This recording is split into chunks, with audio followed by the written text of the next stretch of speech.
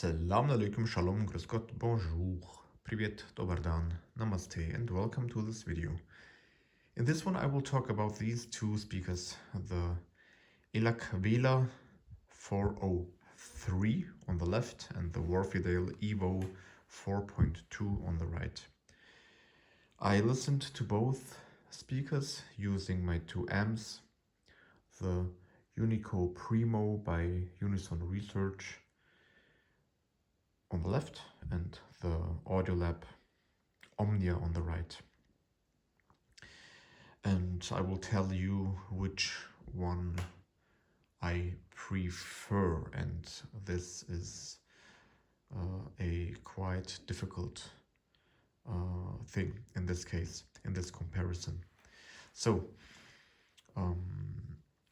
if I had to pick one speaker for the rest of my life, I think I would go with the Wharfedale Evo 4.2. But since I don't have to choose the one speaker for the rest of my life, I will keep the ELAC Vela. Now let me explain why. The Evo 4.2 is bigger and it sounds bigger. It has more bass quantity, and that is something I could use for home cinema, for example. And wouldn't have to, in this room, this is a 30 square meter living room, I don't need or I don't want a subwoofer, because with my taste I don't need it. I don't want it. Now I get more detail with the Evo 4.2. So all the instruments and I call it sound events, you know, sometimes it's not an instrument, it's just something. They pop out more with the Evo 4.2. It is easier to hear them. It is just more vivid, more lush, and that is something I really appreciate. And treble is there is a lot of sparkle, and it is lively, but at the same time not fatiguing at all. Really not fatiguing at all. I will talk about bass later when comparing it, or when I will first talk about the bass of the Vela. So the Vela, as you know from my previous videos, has an amazing bass. It is jumpy, it is fast, it is versatile. And this speaker giving me a versatile bass is one of its unique features, because even close to the wall it doesn't have this one note boop bass, which the Wharfedale has. So even though the Wharfedale has more bass quantity, the Vela has more bass quality. And to get, but I'm talking about the performance close to the front wall. If you want a bass reproduction with the Evo 4.2 that doesn't sound the same all the time, as if the speaker would make every bass note with every different song sound the same, you have to, or I did have to, pull the speaker away from the front wall. That solved the problem in this room. And it wasn't the same bass note with every song. With the Vela I didn't have to do that. The Vela just the bass sounds different on every song. So Now let me give you an example.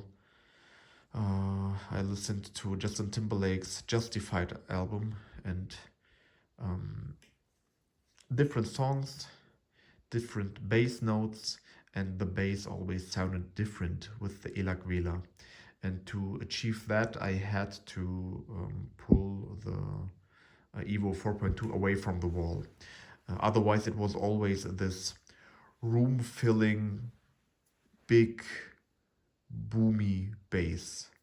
And that is something I mean, I don't appreciate it when it is close to the wall, but I appreciate that this speaker, the Evo 4.2, can put out so much bass, that it has so much bass quantity, and to get a good quality, it, you know, maybe this is enough. This is maybe 2 feet or 3 from the front wall.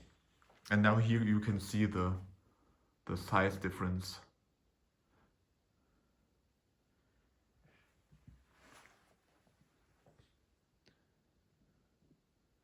The Evo 4.2 is closer to the ELAC Concentro S503. The Evo 4.2 is even bigger than the Vela 404, the bigger brother of this 403. Now, mid-range. The mid-range is such an important range. And I will tell you the main difference I did here comparing these two speakers. There were 2 songs within the Justified album from Justin Timberlake, which didn't have a smooth mid-range. And I mean, his voice, Justin Timberlake's voice, sounded a little bit harsh on these 2 songs. Just a little bit. Maybe it is the recording. I mean, I guess it is. But what I want to say is, even these 2 songs and his voice sounded sweet with the ELAC Vela, and not so much with the Evo 4.2. And now please keep in mind, there was break-in. I think there was enough break-in with the ELAC Vela, and not enough with the Wharfedale 4.2. I just assume that this would get a sweeter mid-range too. But right now I listened a lot of hours with the ELAC Vela, and this is just a completely new speaker. So it has a few hours now, but I still wouldn't call it, or I wouldn't say that the break-in, that I did enough of break-in. Now, do you say break-in, burn-in? Yeah, you know what I mean. So it takes maybe 50 to 100 hours most of the time, or with most of the speakers, and this maybe has, I don't know, but just a few hours. If it has a few, maybe it is not even a few hours. So please keep in mind this. Just don't judge by this review. It's not a review, by this comparison. Now, when it comes to the mid-range, instruments and so on and so forth pop out more with the Wharfedale. You just hear more detail with it. And since both have an AMT, which is but quite different in its size and in its approach, this is a 3-way, as you can see, and this is a 2-way speaker. Now, it is, even though a lot of people say that the ELAC Vela is such a detailed, is such a transparent speaker, and I guess I said that too, but in direct comparison, I just hear more with the Evo 4.2, and it is more obvious that these elements exist. You can hear them with the Vela too, but they are a bit hidden, a bit veiled, so to say. And yes, the I now the Vela is very hard to drive, as far as I know by now, because even though it sounds really good with the Audiolab Omnia, it sounded even better with the Unico Primo, and the Wharfedale is just like made for the Audiolab. It sounds amazing with the Audiolab, and I guess it sounds even better with the Audiolab 9000A. Now, but I don't have that amp here. So when it comes to treble, both are smooth. I think the Vela is even smoother. With smoother, I mean you get transparency, you get airiness, even more. It is, I would say, the Vela is airier than, and with area, I mean it. I think it. You hear detail, you hear travel information, but it is not fatiguing at all. So the Vela, it is really special in those three things: this jumpy, quick bass, elastic bass, the very smooth reproduction of female and male voices, and airy treble. As I said, it isn't, or at least with my gear, it isn't the speaker that is easy to extract detail from. So maybe I have to step up my electronics game to get detail too. That was easier with the Evo 4.2. So I would say it is easier to drive the Evo 4.2. Again, it is unfair because maybe the amp or the amps I have are better suited for the Evo 4.2. I heard that ELAC sounds very good with Moon by Sim Audio amps and Primare amps, and I don't have both. I never had a Primare and I never had a Moon amp. So the Vela is still a project for me. I'm still trying to make it produce more detail and still keep this sweet tone to it.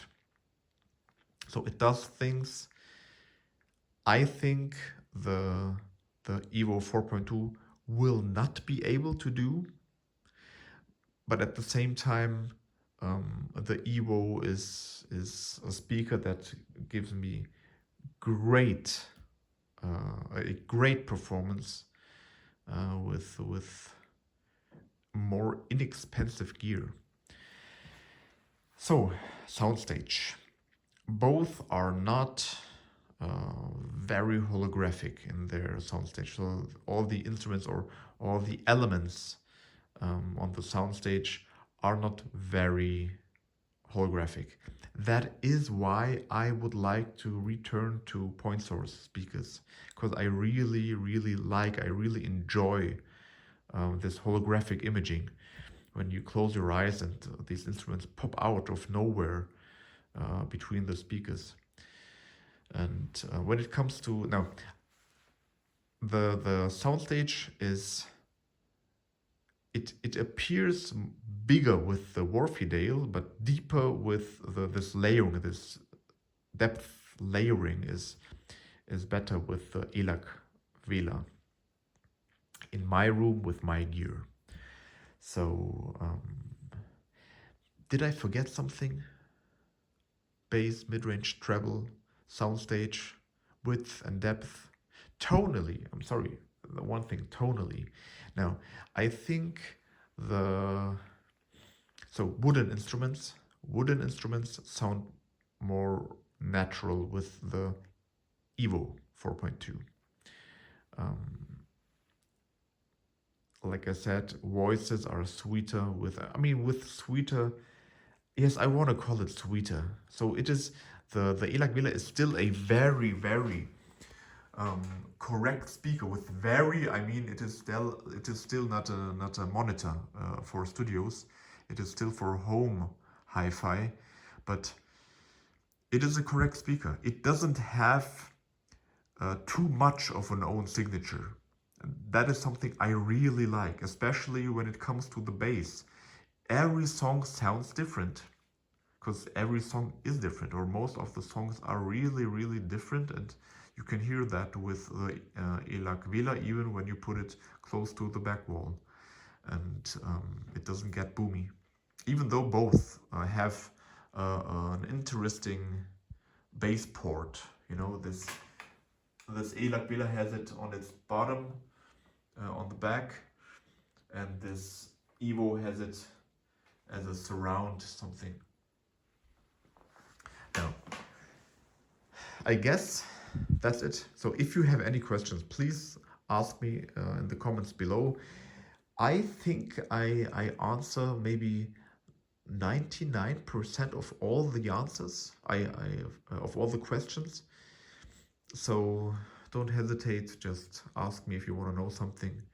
And I hope I will be able to compare the ELAC Vela with the LS50 Meta, or even the R3 Meta, or even the, how is it called?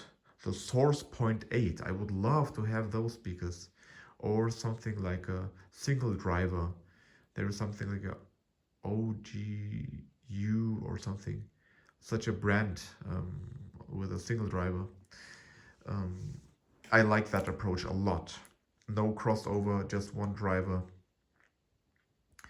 I like that approach a lot. So, that is it.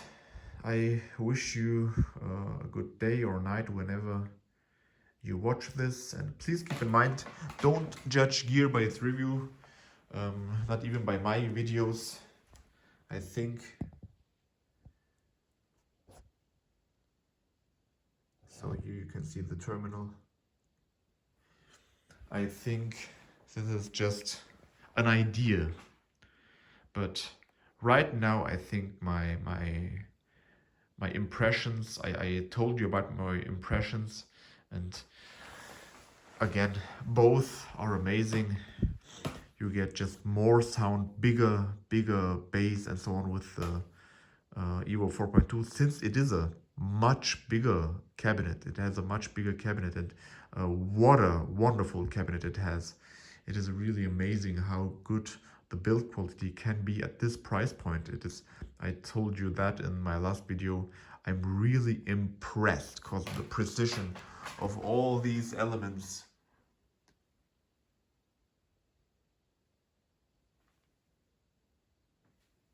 It is so good. It is so good. Now the focus is on. I'm really impressed. And this wooden veneer, it's real wood veneer. It is so good, but I don't want to repeat myself. Don't want to repeat what I did in the last video. So I guess this woofer is just special. I mean, when it comes to its looks and